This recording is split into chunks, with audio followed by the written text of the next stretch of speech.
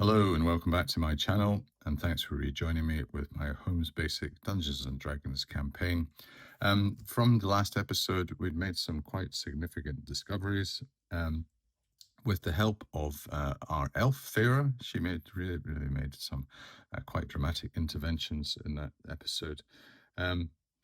We discovered that the existence of a magic user, a potentially powerful magic user, in the Tower of Zenopus complex. We also discovered that his tower had an access to the town of Port Haven through one of the floors in the complex that we had discovered, and we also had evidence of the amulet of power with a letter detailing its movement to an individual named in this letter as Thalison the Gatekeeper. And finally, we had also released an ape, which took a bit of a swipe at Candela, missed, and then subsequently bounded outside a window down into the busy streets of Port Haven. So who knows what havoc and mischief that ape is inflicting upon the poor residents of Port Haven. Will we get the blame for releasing this ape? I think it was because of our soft hearts that we decided to do so. We did decide to proceed with our adventures. We've made a bit of a discovery, as I said, of a magic user muttering away in what appeared to be his laboratory. We had left the what we have ascertained to be a wizard's tower, and we had gone through this door here, and we decided to take a left. And because of the size of this complex, I've rather miscalculated just how enormous this is going to be, and I've gone down onto this page here.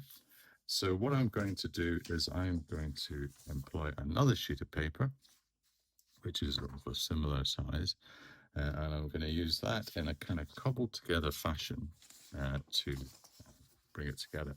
And what I might do at a later stage is actually, I've got the ability with scissors and whatever, the modern technology of scissors, I can cut maybe some of these designs and stick them together on a master sheet, and that might give a bit of a better visual representation.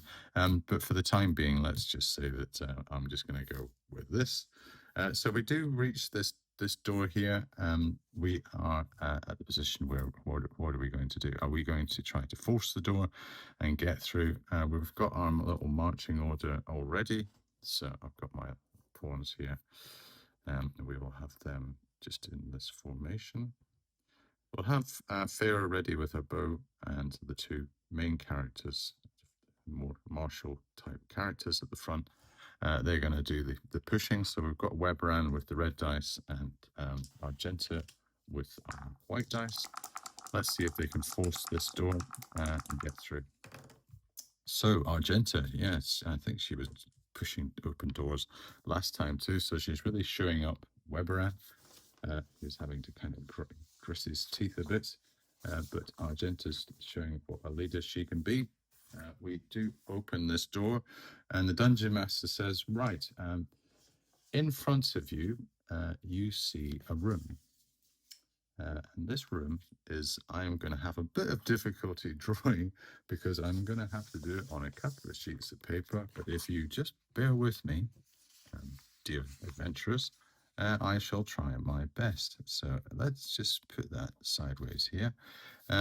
And it extends down another 1, 2, 3, 4, 5, 6, 7, 70 feet. So 1, 2, 3, 4, 5, 6, 7.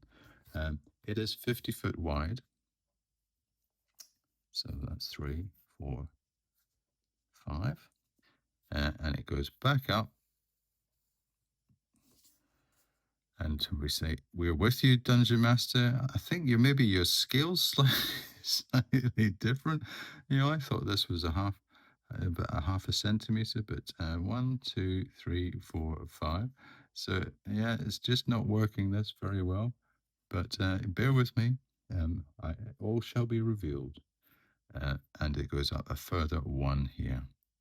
So what might have been a better idea was maybe me just starting on a fresh sheet of paper and just doing it brand new. But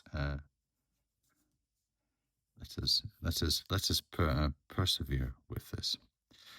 So there is a what looks like a corridor with a door, and there appears to be a door down here. And it also, he says, in the center of this room, there appears to be what looks like, uh, what looks like a low pedestal in the center. So we have this low pedestal here in the center of the room. So we say, Dungeon Master, is this occupied by anything? And he says, no, there appears to be no inhabitation in this this rather large room that you have discovered.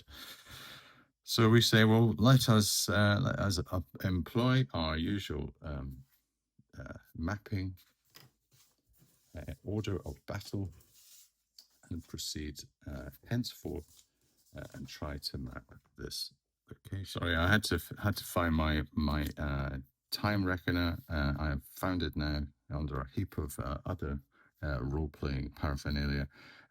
We're on to the third hour now. I'm going to say that this is probably going to take a couple of turns to map.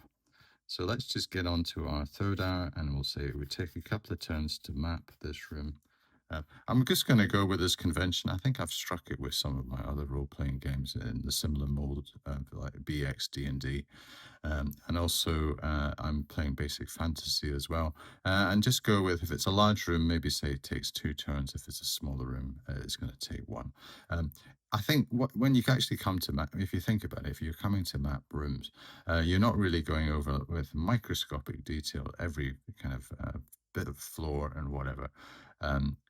You're really trying to kind of ascertain the size of the room, the boundaries, the dimensions, and do that with maybe a kind of more a cursory look across the actual floor and the walls and the ceiling.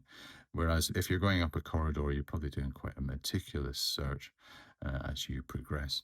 So I think it really would take quite I think it would be we would be really bogged down time wise if we were spending every I think what AD&D says is that every 20 by 20 area you spend a turn. It would take it would probably take hours hours to do this particular room if we were going on that convention. So I think a more simplistic view is it will just take a couple of turns to do that. But we do make some discoveries, and the dungeon master says, well, actually, while you are searching this room, in the center of the room, we have also said that there is a low pedestal. But on the low pedestal, you discover a bronze sundial. And also set into the stone of the west wall, so over here, set into the stone of the west wall is a bronze mask. It's about the size of a manhole cover. The eyes and the mouth are shut. So we're looking at obviously looking at the low pedestal and the bronze sundial, and also we have a bit of a look at this mask too, and we see below the mask in the common language is an inscription, and it says, "I'll answer questions, one no more. I never speak till it be 4." Right. So yeah. So let's just use a bit of lateral thinking. We have a sundial. It's saying it won't answer any questions until the time before. Are the characters going to maybe follow up on that cue and use their rational logic, their amazing, sharp intellect to discover that? I would say that that's quite a straightforward conundrum. Probably for our, let's take our magic user, Biscuit Miltar. He's the sharpest pencil in this pack. So let's just work out what his intelligence is and use that as our guide. So if I get Beskar Miltar, and we have Beskar Miltar's intelligence, and he's got the staggering intelligence of 15. So he is the intellect of the party. I'm going to roll a d20, and I'm going to say 15 or less. He manages to work out, which I don't think is really rocket science, work out this conundrum that you've got to shine a light on the sundial, and when the marker reads for possibly this this face, this mask will answer our question. So let's see if he works it out. He does. He says, "Right, I think I've got it. I think I've cracked it. What we need to do is shine our lantern on this pedestal, on the actual sundial, and make it read 4 o'clock on the sundial, and then someone ask a question of this mask. And what question should we ask? Should we ask it about the amulet of power? Well, I think we've already ascertained that the amulet of power has been taken from this dungeon and has been dispersed to this Thalon, the gatekeeper. We need to give this information to Amifrey Vane and see what further plans we can have. Maybe she will consult with the Lawmaster, and we will get our orders to follow this. So I don't think we need to do anything on the Amulet of Power. Maybe we should ask about this other individual that we have discovered, this magician, and see. Maybe ask: is there a powerful magic user that resides in the Tower of Zenopus and has this kind of sub tower that we have discovered? Let us maybe ask this. And this is what we do. And by shining the light on the sundial, the shadow of the gnomon falls on the Roman numeral 4. The bronze mask then opens its eyes and says, "Speak, I'll answer." Oh, so we do ask it this question. We say, "O mask, tell us, is there a magic user that dwells in the Tower of Zenopus now? And is he a powerful mage?" And the mask says, "Yes, there is. The thaumaturgist, he is a powerful magic user. He stays in a tower that is inside this complex." And once he's given us this answer, he says, "I've answered one, now go away. I will not speak again today." So we've had our little confab with the mask. We say, kind of surreptitiously, "Thank you very much, mask. That is useful information. That validates some of the findings that we had. We can proceed now." So we've mapped this room out. We've had a bit of a conversation with the sundial. I'm going to say, with all that interaction and working out the properties of this pedestal and the sundial, that's going to take us at least another turn having that interaction. So we get the thrilling prospect of a wandering monster check. So are we going to get it on a 6? Are we going to get the wandering monster roll? If we get a 6, what is going on? We get a wandering monster. So I'm going to have to just get my table out. And my wandering monster table is comprised of this D6 table. And I have all these individuals here. So, what wandering monster are we going to get? So I'll just move my little characters out the way just now. I will get my d6. Let us find out what wanders in and gives us a bit of a fright as we are probably just finishing with our little confab with the mask. We get a 4, a pirate lookout. Okay, so spoiler: there are pirates in this, and he is exploring beyond his territory. So again, a bit of a spoiler. I know that the pirates are towards in the west of this complex, so they are further in beyond here, into the west over here. So logically, he's either going to come. I would say he'd probably come from this direction. So is he going to surprise us? Maybe he opens this door. He knows how to open these doors. He doesn't need to force them. Is he going to surprise us? So we'll have the pirate as this, and we'll have our party as this. And we'll let us find out. So there is neither a surprise. So he is going to pop through here. That means that he is going to be 10, 20, 30, 40. So we say that we are near this mask here. We're probably about 40 feet away. And it's just going to be a case of initiative. So what I want to do, I'll just quickly draw up a larger room so I can blow this out and we have a bit of an interaction with this pirate. So just let me do that just now. Right, I've quickly drawn up this configuration. So we've got this pirate coming through here, this pirate lookout. He's come through this door. We have had a bit of a confab with this mask. So let's just say that just for sake of argument, our characters are standing around the mask. Maybe what Beska Miltar is probably quite involved in the mask. We'll have Candela with the lantern, and she's shining it so that the light makes the shadow appear on this Roman numeral 4.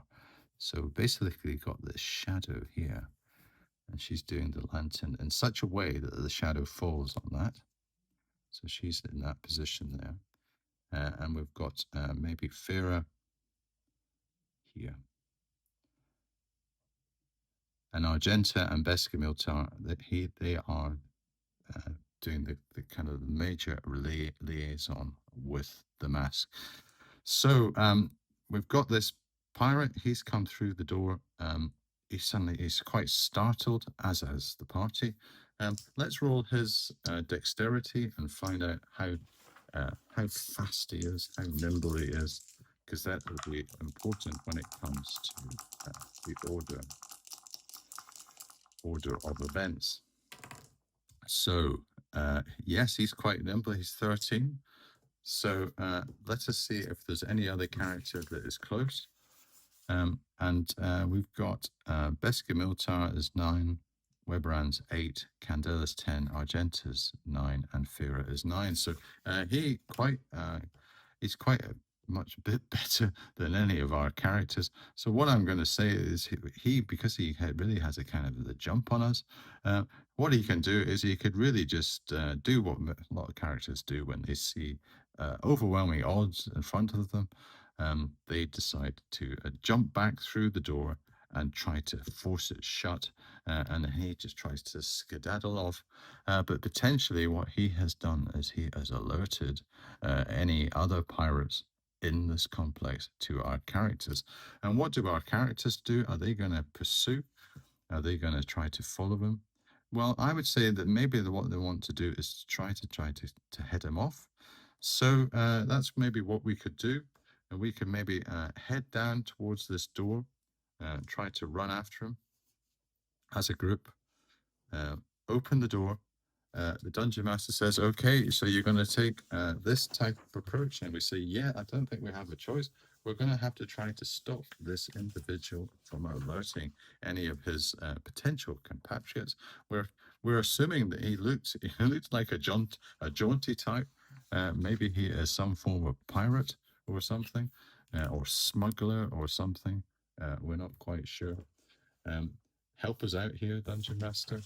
Dungeon Master says, well, I think you're just going to have to try to follow your hunch. And he says, you managed to get this because the door has been left open by this individual, so we don't have to try to force it. And he says there is a corridor and it goes 20 and it takes a turn to the west. So we follow and we can hear his footsteps as he's running away. So I'm going to say that this corridor that we discover is 1, 2, 3, 4, 5, 6, 7, 8. Yes. So 1, 2, 3, 4, 5, 6, 7, 8. It's 80 feet long, and it seems to disappear into the gloom of a larger volume of space. I'm going to say that this he can move.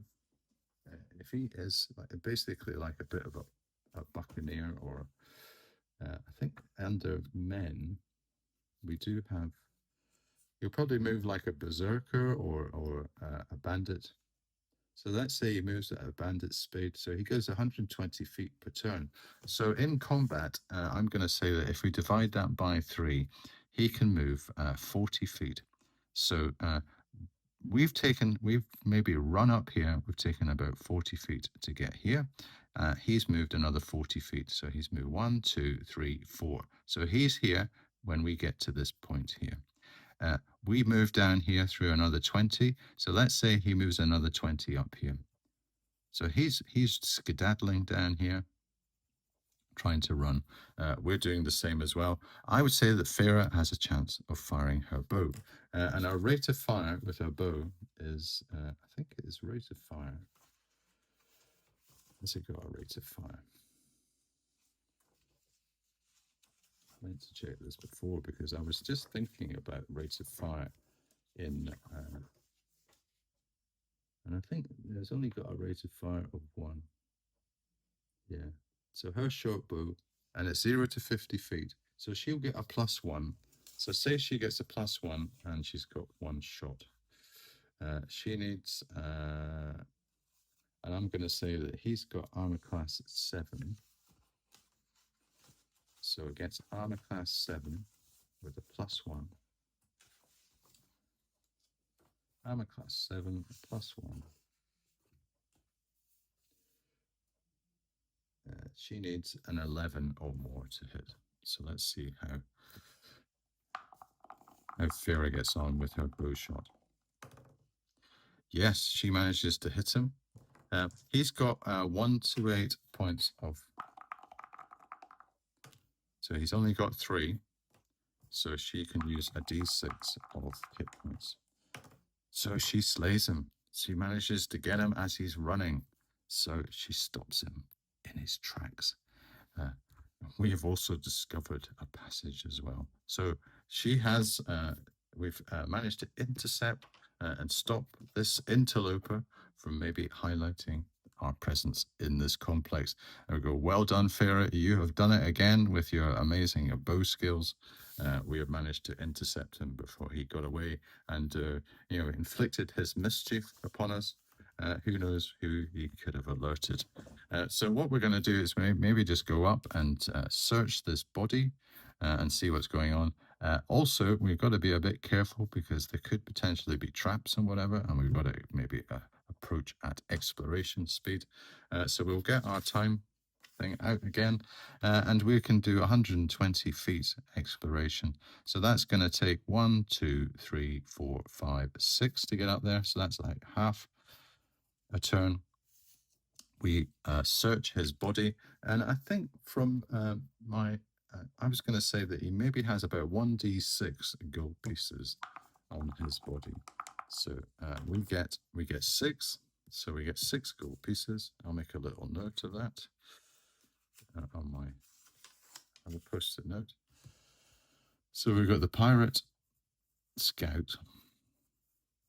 He had 3 hit points, armor class 7, and he also had 6 GPs that we've got. And I don't think there's anything else on his body. The Dungeon Master says there's nothing else on him. He does appear to be a bit of a jaunty fellow. You know, he's got a few teeth missing. He's got the old patch on the eye. I would say if he walks like a pirate and talks like a pirate, he probably is a pirate. He does not obviously be able to talk now, but he certainly looks like that type, or maybe a smuggler or some type of individual that is of a maritime nature. So yes, so maybe he is part of a larger syndicate underneath this Tower of Zenopus. Another faction that we have to worry about. We've done half a move to here. I would say we're going to do the rest of this exploration up to this point. We get to the end here. We've done 4. I'm going to have to say that we're going to have to do a rest in a couple after another turn, but let's wait and see until we get there. So we say to Dungeon Master, what is this coming into? And he says, well, this is an interesting development because I've got what looks like a very large cave, and it's of a rather irregular shape. And I'm hopefully going to be able to describe it on my little key. But if you just bear with me a second, I will just find out where it is in my key. So this is a cave with a river running through it. There is phosphorescent fungus growing on the rocks. So it's almost possible to see without lights. You know, we don't even need our lantern light. So it's quite illuminated. There are east and west entrances on both sides of the river to the sandy beach. So there is basically a large, I'm just going to draw this quickly just so that you can see it and get a kind of general idea. And it goes down almost right down around here and up and over to here. And it's quite an irregular shape. And at the top, at the north end, it seems to narrow. And this river runs across here. And it disappears underneath the rocks. There's almost like a 1-foot gap for this river, and it's running this way. And there's a sandy beach here, and there's a sandy beach on the other side here. And it's all illuminated, so we can actually see the entirety of this. It does almost it seems quite an eerie kind of almost kind of greenish glow that this phosphorescent plant life is giving off. It seems very sinister indeed. So what are we going to do? We're standing right at the boundary to this. Are we going to move in and proceed and see if we can get across this river, or are we going to maybe I'll just do a little bit of a surprise dice, see whether we can spot anything. So yes, we discern something. Probably is let's say Farah and Argenta are our lead characters in this instance, and they say, "Watch out! I can see something move on the beach. It seems to be buried in the sand. Is that the end of I can see almost like a shiny claw emerging from the sand, and yeah, before our very eyes." A giant crab is upon us, and it has emerged from the sand, and it is going to be bearing down on us. However, we have had a bit of an edge on it. We have managed to see it before it sprung its trap and attacked us as we moved across the beach. We've been quite lucky and basically surprising it. So we're going to have a turn of grace to do something. So I'm just going to leave it there. I'm going to say, I'm going to set this because I want to have a nice big crab confrontation in the next episode and get our characters lined up and do it proper justice and get my little room all drawn up and have a bit of fun with this giant crab and see how the characters get on. Because this is quite a critter for them. It's 2 hit dice. It has these giant claws which can do an awful lot of damage. So if you get a snip from one of these claws, you're really going to know about it. It could chop you in half. I think it does almost 2 to 12 points of damage if it can attack. It also has a very strong armor class. I think equivalent to plate mail. This could be a very difficult creature. So maybe because we've got the edge, we might we really might want to just skedaddle. Let us find out what we're going to do in the next episode. Okay, well, yeah, that was a bit too exciting for this. I think, yeah, we've made quite a bit of a discovery in here that we've validated the fact that the information was, or the summation that we were having and conjecture that we were having about this magic user has proved to be correct. This mask, if we can trust this mask, has told us it portends to a very powerful magic user that resides in this dungeon. And we must have heard his mutterings the other episode, and also we have managed to intercept what appears to be a member of another faction down the Tower of Zenopus. Luckily, we managed to intercept him before he could escape. It is rather strange that he was able to maybe get through and evade this giant crab. Maybe he knows ways to get across and move quietly. He can take evasive measures. Maybe that is one of the reasons why he was slowing down, and we managed to actually shoot him with our bow. If he had been going at maybe full pelt, he would have moved through here, but he was probably wary of this room, and maybe, or potentially he knows of some other form of passage that we don't. But that is, again, a bit more conjecture. It's just trying to give a bit of rationale to the fact that we've managed to intercept him, and he wasn't really maybe going at the full speed that he could have been going at. Okay, well, we have a bit of a confrontation coming up our way next episode. Let's see how we get on with this giant crab and see what it does to us. Okay, well, thank you very much for watching this one. I hope you join me next time.